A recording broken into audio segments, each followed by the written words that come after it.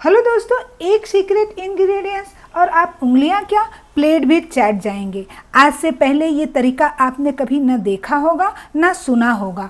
इतना ज़्यादा टेस्टी और बनाने में बहुत ही आसान। आज यहाँ पे न तो प्याज टमाटर को काटना है, न पीसना है, मसाले बनाने का कोई झंझट नहीं है। नई नई टिप्स और ट्रिक के साथ इस तरह से छोले भटूरे आज से पहले आपने कभी नहीं बनाया होगा।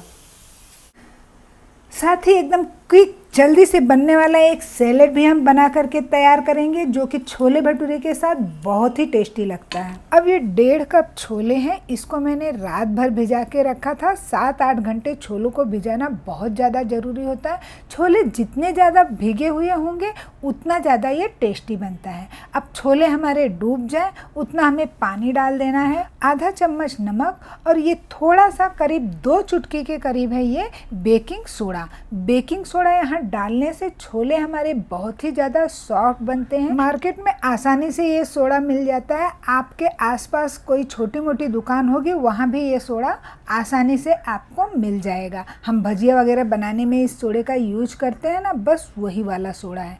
अब इस छोले में आप चाहें तो पोटली बना करके चाय पत्ती डाल दीजिए, थोड़ा सा गरम मसाला डाल दीजिए। मैं यहाँ पर चाय पत्ती नहीं डाल रही हूँ, आज मुझे चाय पत्ती वाला कलर इस छोले में नहीं चाहिए।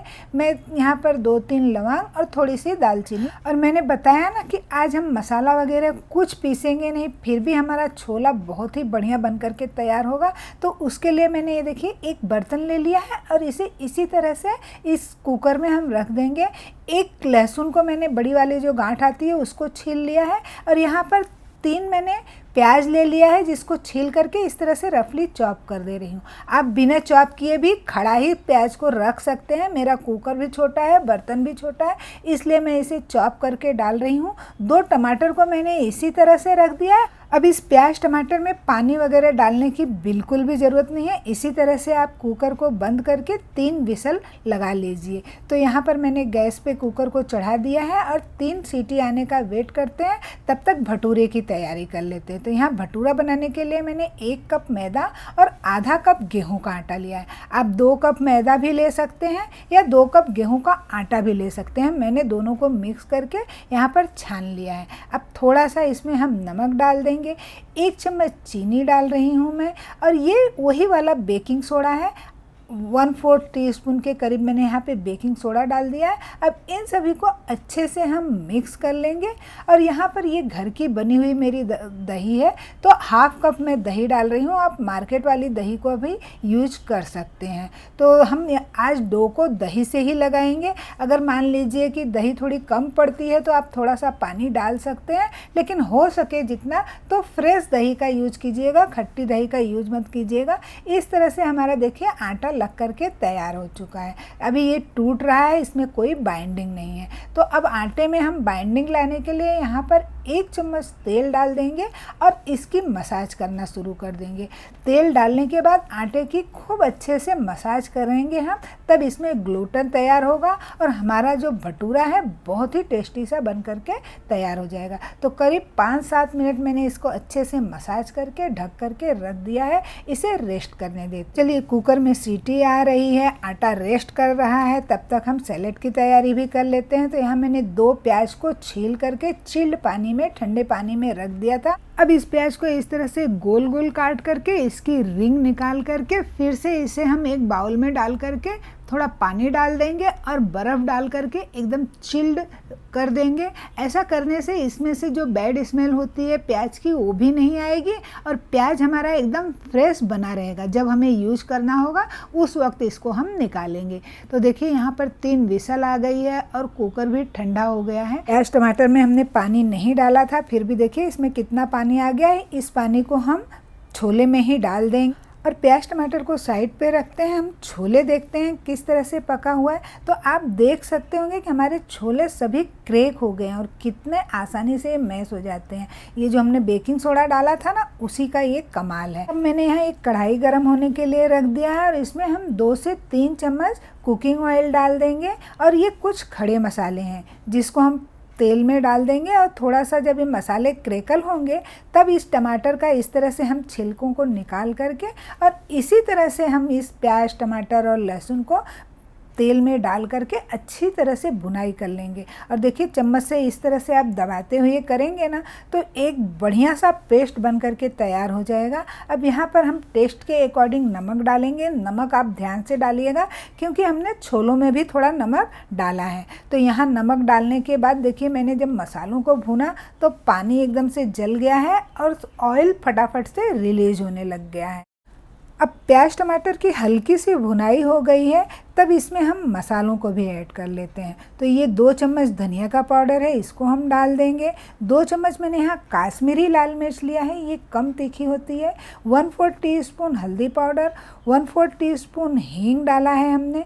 छोले हैं तो हींग का डालना बहुत ज़रूरी है। ये 1 टीस्पून अमचूर पाउडर है, आप अनारदाना भी डाल सकते हैं। मैंने आज अनारदाने का भी यूज नहीं किया है, एकदम सिंपल तरीके से मैं बता रही हूँ यहाँ पे आज छोले बनाना।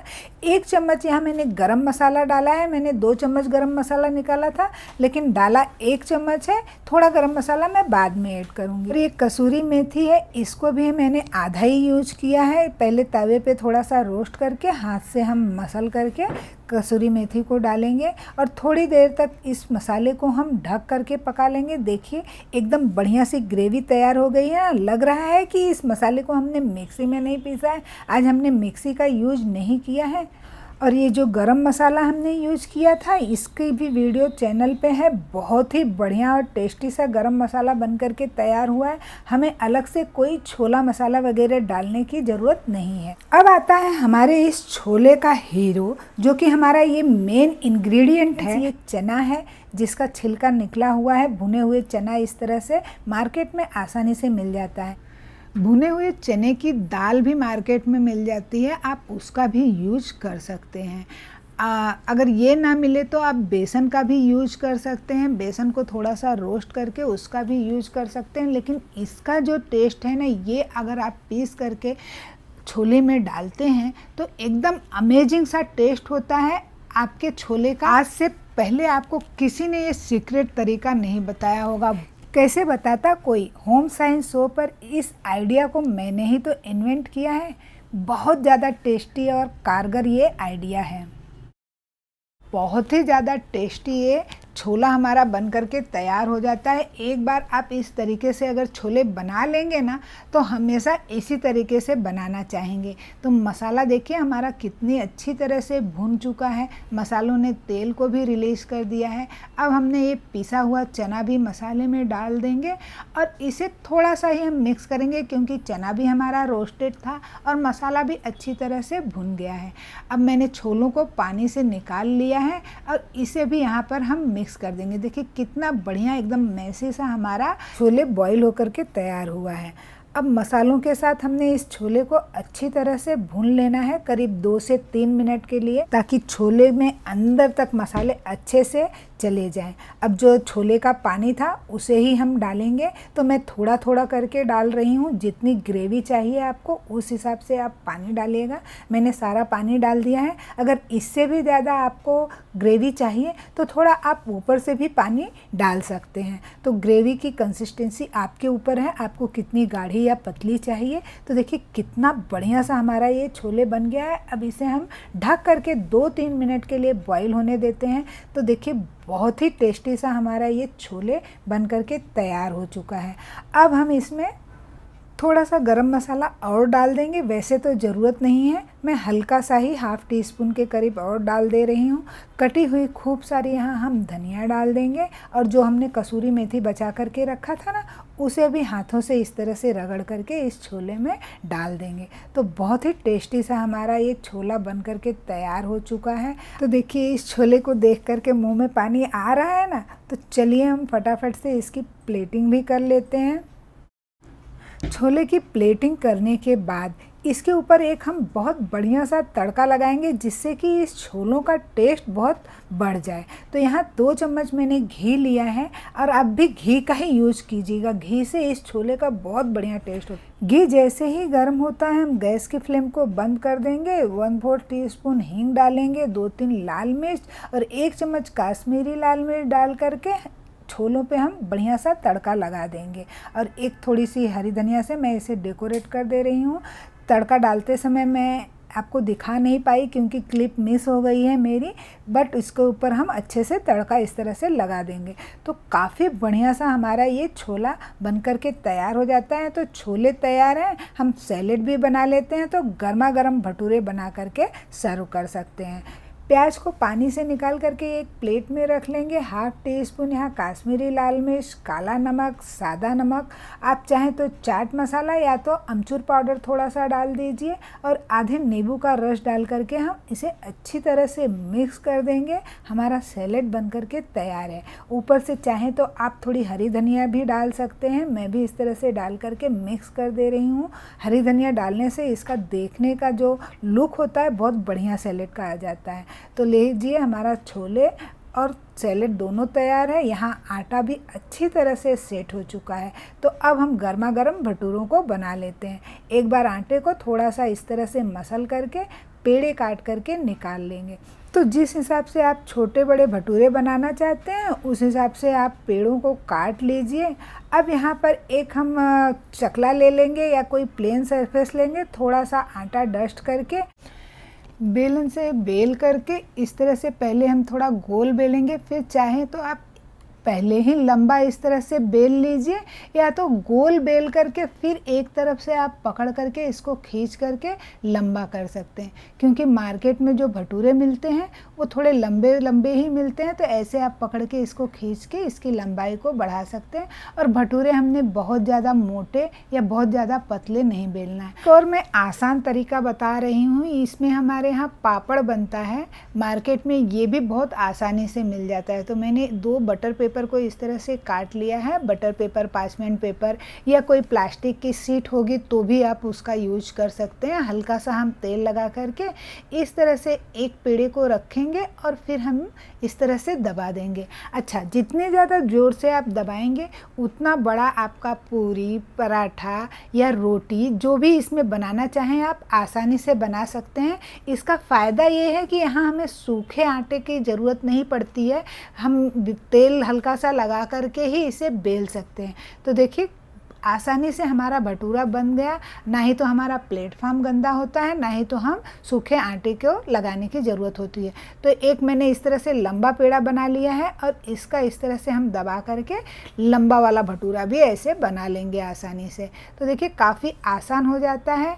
तो अगर आप इस तरह से बनाना चाहें तो बना सकते हैं। इसमें हम रूटीन अपना रोटी बना सकते हैं या हम रूटीन जो पराठा, रोटी जो भी आप खाते हो उसको आसानी से बना सकते हैं। और ये पार्चमेंट पेपर जो है इसको हम बार बार भी यूज कर सकते हैं। तो आसानी से यहाँ पर हमारा भटूरा बन करके तैयार हो गया है।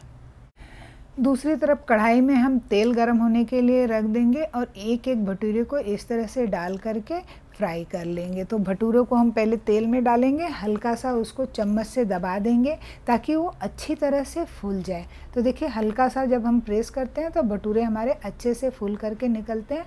और यहाँ पर तेल हमारा बहुत ज़्यादा गर्म भी नहीं होना चाहिए, बहुत ज़्यादा ठंडा भी नहीं होना चाहिए, यानी कि मीडियम गर्म तेल पर मैं यहाँ भटूरा निकाल रही हूँ। मीडियम टू हाई फ्लेम हम भटूरे के लिए रखेंगे और फटाफट से इस तरह से भटूरों को बना करके रेडी कर लेंगे।